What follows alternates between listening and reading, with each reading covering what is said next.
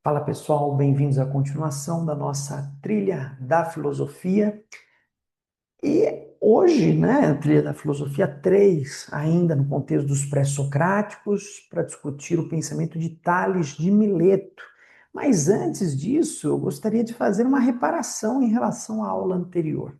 Na aula anterior, eu fiz uma confusão entre dois termos muito próximos, né? Eu coloquei sem querer no slide e substituí um termo por outro, né? Então, isso já está lá na descrição do outro vídeo e eu só gostaria de reforçar com vocês, né?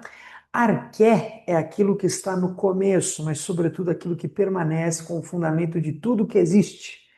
E acné trata-se do momento de maturidade plena de uma vida. Então, lá no outro vídeo, eu queria dizer acné, que na verdade é esse momento de maturidade, e não arqué. Mas isso já me possibilita iniciar a discussão de Tales de Mileto justamente pela definição do que é arqué, que se escreve A-R-C-H-E, acento no E, né? Então vejam só, a ideia de arquê, aquilo que está no começo, mas sobretudo aquilo que permanece com o fundamento de tudo que existe, isso é fundamental para que a gente possa discutir, né, o que são os pré-socráticos. Na verdade, a busca dessa arqué vai conduzir grande parte do pensamento desses pensadores aí gregos, ainda nesse mundo grego anterior a Sócrates. Então, isso é muito importante, porque nós perceberemos que o que define os pré-socráticos é essa busca desse princípio que para cada um será um elemento, algo diferente, né? Alguns o definem como alguma questão da existência, outros usam conceitos mais genéricos, mas todos querem encontrar esse princípio explicativo de tudo que existe, esse princípio que dê sentido ao cosmos, à totalidade da natureza, né, entendida dessa maneira ampla como vimos. Então, como nós vimos, os pré-socráticos se encontram ali numa tensão. Eles querem explicar a realidade, mas a partir de outros fundamentos, que não a partir dos mitos. E esse é o momento em que nós vamos começar a explorar alguns desses filósofos, na verdade, começar por esse, que é considerado, vamos dizer assim, o avô, né, da filosofia, porque é a partir dele que, de fato, as discussões filosóficas propriamente ditas vão surgir, não é? Que é justamente Tales de Mileto, quem vocês estão vendo aí, né? Tales de Mileto. Bom, acho que para começar a gente pode contar uma historinha sobre o Tales de Mileto. Bom, Tales de Mileto tem uma história, né, que circula, que circulava entre os gregos, inclusive, que certa vez Tales de Mileto estava caminhando junto com uma serva, alguns dizem que era uma serva velha, outros uma escravizada mais jovem, tem vários contextos, mas isso é o que menos importa. E Tales olhava para o céu, perplexo com as estrelas, perplexo com aquela grandiosidade que o cercava. De repente, Tales tropeça e cai dentro de um buraco. E a sua serva, ou escravizada, vira e diz: Tales, você anda tanto com a cabeça olhando para os céus que não percebe nem aquilo que está à sua frente. Esse é um contexto que, com certa ironia, busca tentar definir uma certa atitude em relação aos filósofos, mas que, ao mesmo tempo, revela também uma certa questão que fundamenta o nosso trabalho, não é? É a ideia de que o filósofo ele é aquele excêntrico que vive com a cabeça no mundo da lua, né? O filósofo é aquele excêntrico que está preocupado com questões muito distantes, grandiosas, universais, e muitas vezes aquilo que é mais básico que está na sua frente lhe escapa. Bom, isso pode surgir como uma espécie de crítica, né, dos filósofos e do seu trabalho. Mas, na verdade, quando nós paramos para pensar Tales de Mileto, nós vemos que havia uma grande capacidade no seu pensamento em enxergar aquilo que estava distante, né? Por exemplo, Tales de Mileto irá prever com grande sucesso a ocorrência de um fenômeno, né, de um eclipse. Tales de Mileto foi capaz de prever boas condições meteorológicas para plantio de alguns gêneros agrícolas, o que lhe rendeu, inclusive, muito dinheiro enquanto filósofo, né?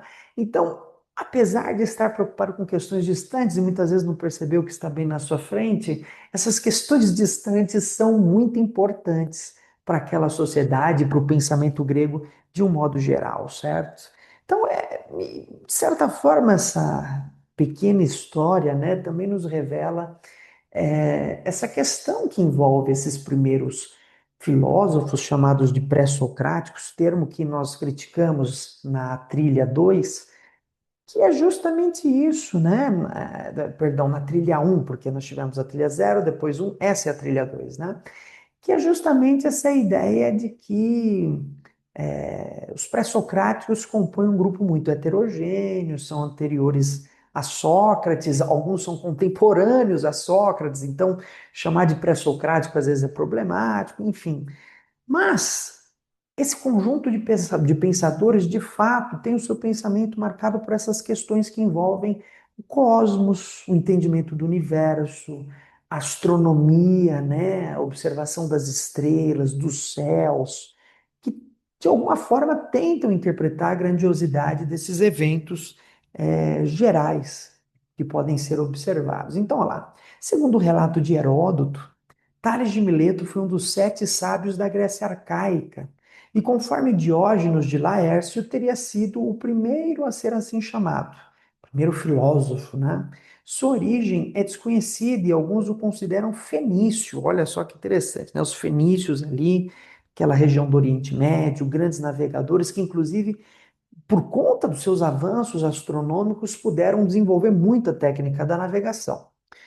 Então, alguns pensam que ele era fenício, né? Mas como vocês sabem, nós vimos, né? Eu posso voltar, não tem problema.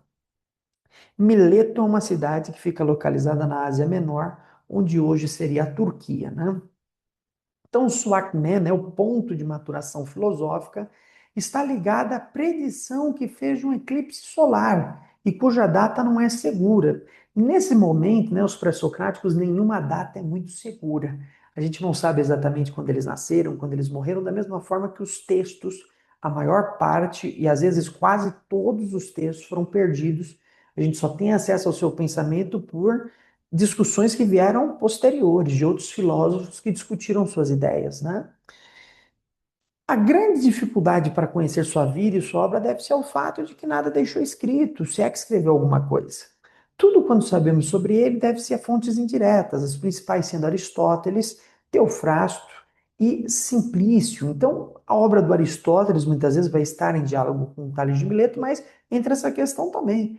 Não necessariamente deixou algo escrito, como o próprio Sócrates, pelo que se sabe, também nunca deixou nada escrito e era contrário à produção escrita, né? Então, a passagem de Aristóteles, para a gente conhecer um pouco mais o Tales, né, que está lá na Metafísica, o Aristóteles diz assim: a maior parte dos primeiros filósofos considerava como os únicos princípios de todas as coisas os que são da natureza da matéria. Então, o princípio de tudo é da natureza da matéria, daquilo que é material, né, daquilo que existe. Aquilo de que todos os seres são constituídos e de que primeiro são gerados, em que por fim se dissolvem. Tal é para eles o elemento, o princípio dos seres. É algo que está na sua origem, mas também no fim da existência desses seres, né? Então, qual é o elemento material que está na base da produção, da origem de tudo, que também se reencontra no final de tudo? E por isso julgam que nada se cria nem se destrói, como se tal natureza subsistisse para sempre, ou seja, esse princípio, né, que dá origem a todas as coisas, esse princípio que cada filósofo pré-socrático vai buscar, esse elemento, ele subsiste. Né? A natureza é um movimento, é uma transformação, mas por trás desse movimento, por trás dessa transformação, há um elemento que subsiste e a partir do qual todas as transformações são possíveis, mas ele mesmo nunca desaparece, certo? Então, lá, tal é para eles o elemento, o princípio dos seres, e por isso julgam que nada se cria nem se destrói, como se tal natureza subsistisse para sempre. Tales, o fundador de tal filosofia, diz ser a água o princípio, e por isso também declarou que a Terra está sobre a água lá. Então, para Tales de Mileto, começa-se a discussão filosófica dizendo a água é o princípio e o fim de todas as coisas. Então, a água com princípio, mas por que será que Tales, né, observando a multiplicidade dos elementos, de tudo que compõe a materialidade, do universo, vai dizer que a água é o princípio de tudo? Ele dirá, a água úmida é o princípio de todo o universo. E a grandeza de Tales está em que não pergunta, como o mito perguntava, qual era a qualidade ou coisa primitiva, mas afirma qual é, antes, agora e sempre, a qualidade ou o ser primordial, isto é, aquilo de que o mundo é feito. Ou seja, já há uma discussão para além dos mitos, né? Ou seja, ele já afirma esse princípio, ele afirma essa continuidade e ele afirma essa espécie de telos, né? Para onde tudo se dirige. Ele encontra nesse princípio a água. Pessoal, é claro que hoje, quando nós observamos, a gente vê muito claramente, né, que, bom, a água, em certos aspectos, o Tales estava correto, né? Quando a gente olha e fala, bom, a vida surgiu na água, a água é um elemento indispensável à vida. Só que, de certa forma, é difícil de dizer que a água é o princípio, a origem, que, no fundo, tudo que existe, existe porque tem uma certa relação com a água. O mais importante aqui não é determinar se a visão de Tales sobre a água é correta ou atual, apesar de que até isso é interessante de ser discutido, mas qual a validade do seu raciocínio? Por que que ele chega nesse princípio, né? Por que que ele vai desenvolver esse pensamento? Que é uma base para depois o que tudo vai se derivar enquanto ciência, né? Preciso que Tales, no começo, pensasse de uma determinada forma, para que depois os cientistas, ao longo de milênios de evolução do pensamento filosófico, pudessem também chegar em conclusões muitas vezes parecidas. Ou seja, é o princípio da maturação de uma racionalidade que surge buscando respostas. A filosofia é isso, o exercício dessa razão constantemente, né? Então, primordial, isto é aquilo de que o mundo é feito. Por que então Tales teria escolhido a água ou o úmido como o princípio da sua physis, né, da natureza? Então, a água apresenta-se sob as mais variadas formas em todos os estados em que vemos os corpos da natureza, líquido, sólido e gasoso. Ó, pensamento perspicaz. Bom, se a água aparece em todos esses estados, se ela é líquida, se ela é sólida e se ela é gasosa, muito provavelmente tudo que é líquido, sólido ou gasoso pode ter uma relação com a água, questão colocada por Tales, né?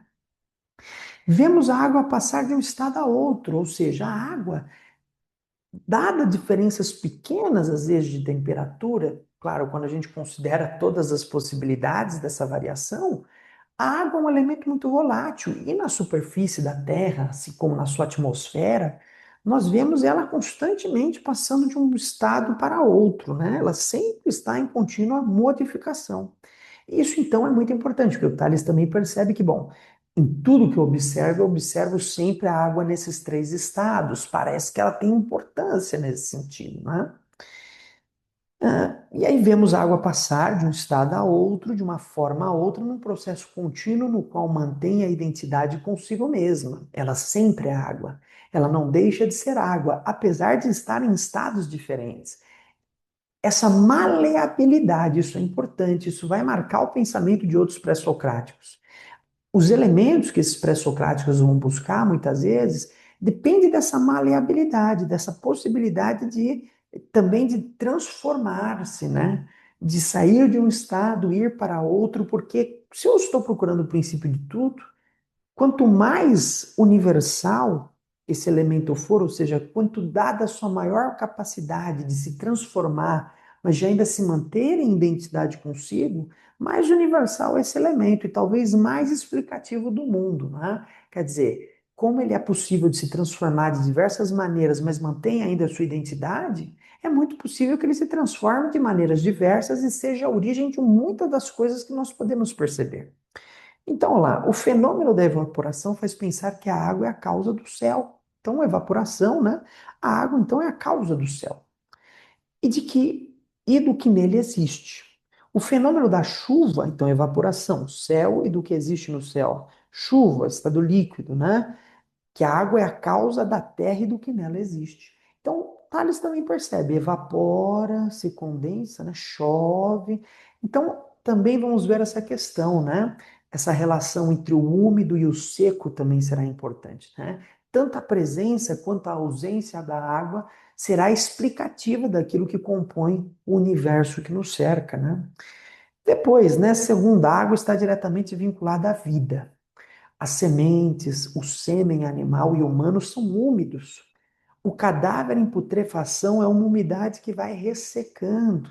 Então, a origem da vida, né? O sêmen, material genético, úmido, molhado. Da mesma forma, o cadáver em putrefação é uma umidade que vai ressecando, ou seja, ao nascer nós viemos do líquido e ao morrer nós perdemos esse líquido. Ausência de vida, perda de água, né? As coisas mortas secam, as sementes são úmidas, o alimento é suculento, então as coisas mortas perdem água, secam. As sementes não, que a origem da vida são úmidas, o alimento é suculento, tem água, né? Escreve Simplício, explicando a escolha de Tales. Tales viajou pelo Egito e certamente se assombrou com as cheias do Nilo. A terra seca e desértica antes da cheia tornava-se fértil, verdejante, cheia de flores e frutos depois dela. Tales teria concluído que a água é a causa das plantas. Então, quando ele visita o Egito também, ele percebe exatamente isso.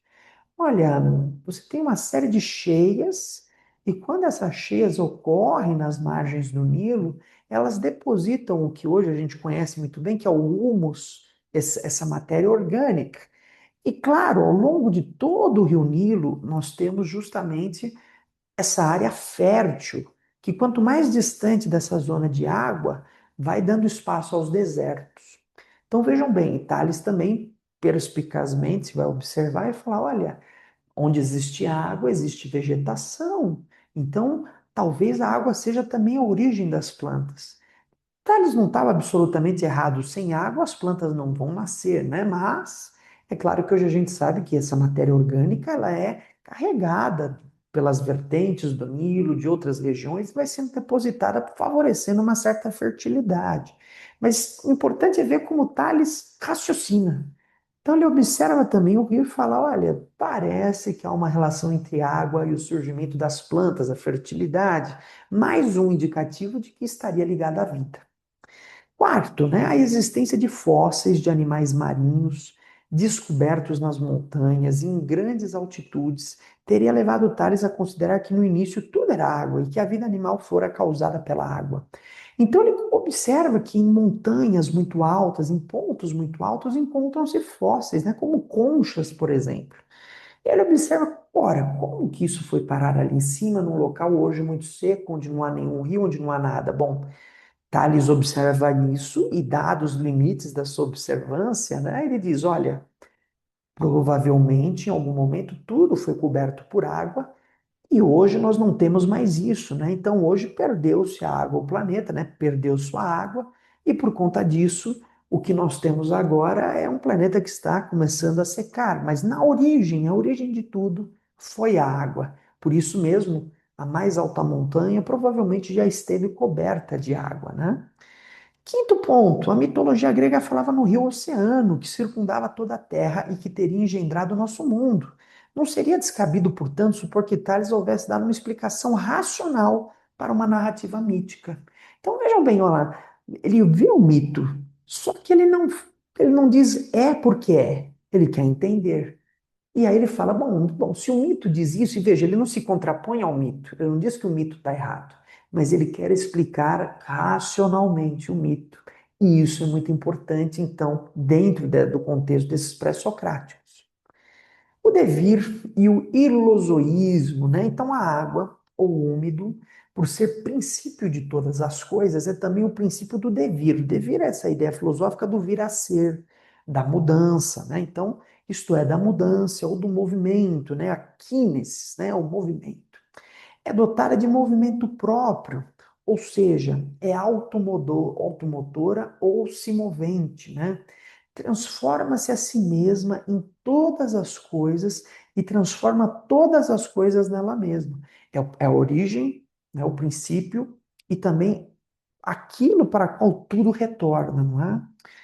Alguns denominam o automovimento da physis com a expressão ilozoísmo, e ile em grego quer dizer matéria, para significar a matéria que possui em si mesma e por si mesmo o princípio a causa de seus movimentos, geração, corrupção, alterações qualitativas e quantitativas, locomoção.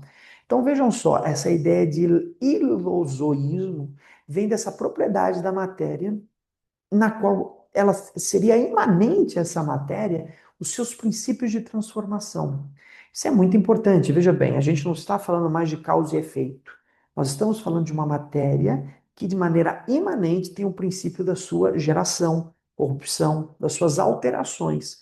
Ou seja, isso é importante, porque se ela é o princípio de tudo, veja o raciocínio como é importante. Se ela é o princípio de tudo, é preciso que todo o movimento, a partir dela, se processe a partir dela mesma. Senão, precisaria de uma causa anterior. Eu precisaria que algo viesse antes, mas como algo pode vir antes, se ela é o princípio de tudo, a água? Veja, isso é uma discussão que vai afetar até mesmo a discussão sobre Deus lá na frente, né? A gente vai ver Aristóteles, depois São Tomás de Aquino discutindo essa questão, né? Deus é a causa de tudo, portanto, também essa ideia de que, mas aqui a gente está pensando a matéria, né? O movimento em relação à matéria, mas os medievalistas também vão colocar essa questão. Deus é a origem de tudo, não há nada anteriormente a Deus. Ou seja, de tudo que existe, tudo teve como sua origem Deus. A respeito de Deus, não há causa que produza Deus. Tudo a respeito de Deus surge com Deus. Não pode haver anterioridade, né? Então, Tales, né, como os demais membros da escola de Mileto, seria ilozoísta. Nós vamos ver que Tales é o primeiro de uma série de outros que vêm da escola de Mileto, que são outros também muito importantes. A gente vai ver o Aperion, né? Depois a gente vai ver o vento, né? Com propriedades, esses elementos que também vão ser colocados como centro, origem de tudo. Então, isso explicaria por que, segundo Aristóteles, teria afirmado que a água é a alma motora do cosmos, né? É o princípio de tudo a partir do qual tudo se produz.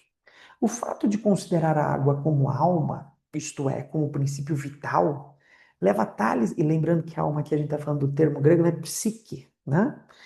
Isto é, com o princípio vital, ou seja, aquilo que dá a vida, a alma, né? Leva Tales a considerar que todas as coisas são viventes ou animadas e por isso se transformam e se conservam. Ou seja, todas as coisas são viventes ou animadas, todas, né?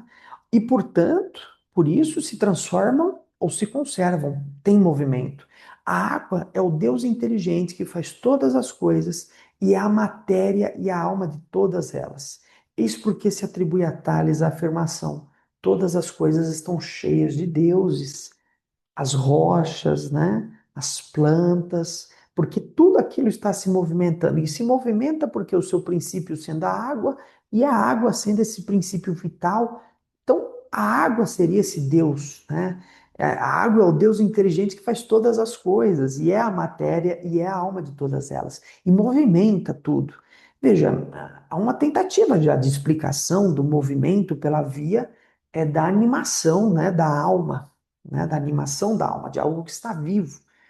É muito difícil, né? Hoje é muito claro a gente define vida com base na discussão, e mesmo hoje não é claro, né? Para a gente ver que nós não estamos muito distantes ainda, quando nós vemos organismos como os vírus, a gente tem uma grande dificuldade em dizer se aquilo é vivo ou é morto. Porque hoje a teoria da vida depende das células, né? Então a gente olha, o vírus ele não tem célula, mas ele se comporta de uma certa maneira animada. Ele tem um princípio vital ali em ocorrência, mesmo na ausência de células. Então é uma questão complicada. E Tales também está observando tudo e falando, bom, se movimenta, tem água, se tem água, está cheio de deuses e, portanto, é vivo, né? Então, força matriz ou força cinética. Segundo o testemunho de Aristóteles, e Aristóteles é um grande, né, explicador do Tales, um dos argumentos de Tales para afirmar que todos os seres são animados ou vivos e que por isso todas as coisas estão cheias de deuses foi a observação sobre a chamada pedra de magnésia, né, a magnetita, isto é, o ímã que move o ferro. E o Bames, né, nos diz que precisamos acercar-nos desse fato para nele percebermos um traço marcante do surgimento da filosofia com uma maneira nova de pensar. Na observação de Tales a respeito da magnetita, há ali uma proposta sobre como a filosofia pensa, né? Com efeito, Tales considera que o princípio vital, ou a psique, né, que eu acabei de mencionar, em latim a ânima, aquilo que está animado, né, em português a alma, é uma força motriz, é uma força de movimento, ou cinética, isto é, uma força capaz de kínesis, né, movimento, capaz de mover-se e de mover outras coisas. Então vamos lembrar, ó, se aquilo se move, aquilo tem um princípio vital, um princípio de animação.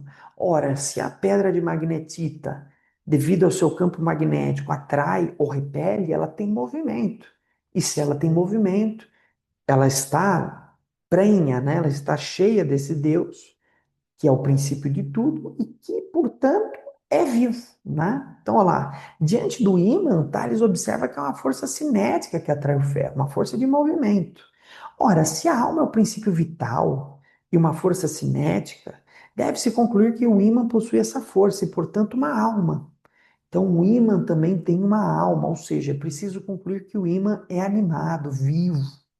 Em outras palavras, diz Bambis, né, Tales oferece um argumento cuja estrutura é propriamente filosófica, pois deriva uma conclusão notável, ou seja, tudo é animado, a partir de premissas que dependem ao mesmo tempo da observação empírica, ele observa, o ímã move o ferro, e de uma análise conceitual, o que tem força cinética, o motor é vivo. Então vejam, há uma linha argumentativa que depende da observação, essa observação leva à generalização de fenômenos, à correlação de fenômenos e à sua explicação consequente.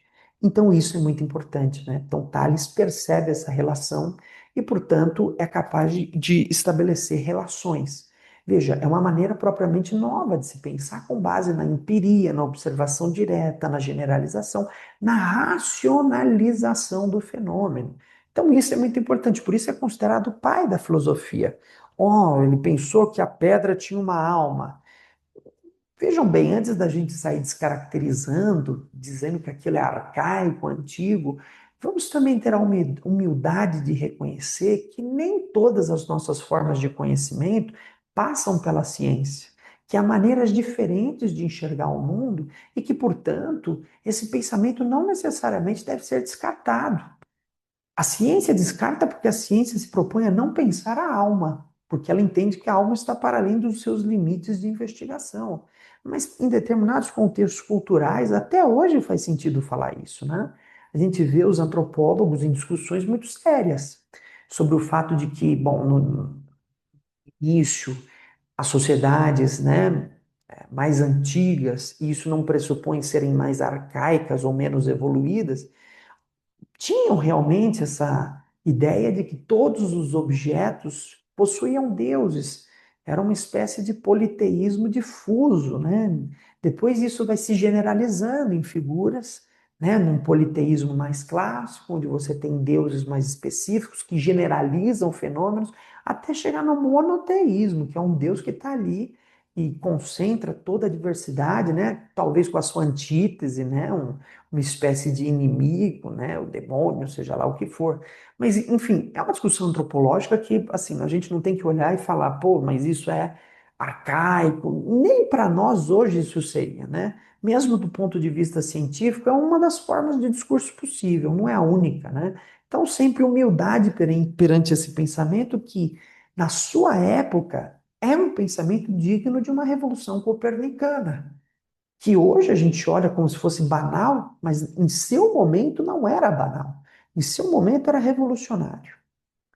Estrutura da argumentação. Então, assim, não nos interessa tanto saber se Tales estava cientificamente certo ou errado quanto à natureza viva ou animada do ímã, mas deve interessar-nos a maneira como ele raciocinou para chegar a tal afirmação, pois é essa maneira que é nova e propriamente filosófica. Foi esse modo novo de raciocinar que o fez concluir que a água era physis, isto é, ele deduziu e inferiu de fatos visíveis uma conclusão obtida apenas pelo pensamento ou pela razão. Ou seja, a partir da sua visualização dos fenômenos, ele deduz para a racionalidade uma possibilidade de se entender o fenômeno, né? Então, a partir do movimento do ímã, você chegar na conclusão de que aquilo é animado, de que aquilo tem alma, não é uma coisa diretamente tão óbvia. Mas por via da tentativa de argumentação racional do fenômeno, entendendo que o que se move tem alma, de que a psique é ânima, que é movimento, se algo se move, portanto, algo tem essa alma, então ele consegue generalizar e argumentar a respeito do fato. Pontos importantes para pensarmos Tales de Mileto. Então, a água como princípio, a água está presente em tudo que se pode observar, princípio, presente e futuro de tudo. A ausência de água também explica a corrupção das coisas, né? Os continentes, de certa forma, eles são marcados pela evaporação das águas, né? Então, por que existe terra? Porque naquele espaço é menos úmido. Por que existe rio? Ou mar? Porque aquele espaço é mais úmido. É na relação da presença ou ausência de água que nós podemos explicar a realidade que nos cerca, né? O devir e o ilozoísmo, né, a característica de adaptação da água, movimento entre diversos estados físicos, explica o devir ou a mudança. Ou seja, o fato de que a água está em constante movimento vai me explicar a mudança, né? É isso que explica por que as coisas se transformam. Então, evapora, chove, esse movimento de ganhar água, perder água, da água se distribuir diferencialmente, é o que explica movimento. Sem água, então, não haveria movimento. As coisas não se transformariam, seriam estáticas. Se a água não se transformasse, não passasse de um estado ao outro, tudo seria estático, não haveria movimento. A água, ao princípio, é a condição de transformação de si mesmo, né? Está em si mesma a possibilidade de mudança. Ela traz consigo a origem da própria mudança. Por isso, ela é o princípio de tudo. Força motriz, agora, é claro, ela é o princípio de tudo, dado o seu caráter de transformação também, né? O fato de que ela se transforma, de que ela tem essa propriedade, explica também o fato de que tudo muda e de que lhe é imanente, de que lhe é interno o seu processo de transformação, o movimento. Força motriz, o princípio vital, a psique, é uma força motriz cinética, né? Então, o princípio vital, aquilo que produz vida, é uma força motriz cinética, aquilo que produz movimento. O que está vivo produz movimento. É claro que isso já pressupõe a questão da água, né? Aquilo que está vivo também mantém sua relação maior ou menor em relação à água, né? Estrutura da argumentação. Então, Tales infere, a partir de uma dedução empírica, a experiência e associa com a razão conceitual. Assim, o que explica o movimento do ímã é sua capacidade de atração. Observação empírica, de onde deduz uma análise conceitual, força motriz generalizada como princípio da vida. Muito bem, esse então é Tales de Mileto, nosso avô da filosofia, filósofo pré-socrático muito importante. Na próxima trilha retornaremos ainda com os pré-socráticos, porque nosso objetivo é fazer uma discussão exaustiva de todos esses filósofos, desde os pré-socráticos até os contemporâneos, o que vai dar um trabalho gigantesco, mas será certamente um trabalho muito valioso para nós que queremos entender mais da filosofia, queremos estar mais atualizados nessas discussões filosóficas. É isso, pessoal. Muito obrigado por acompanhar o canal. Compartilhem, deixem seu like, os comentários, as críticas, as discussões e até uma próxima.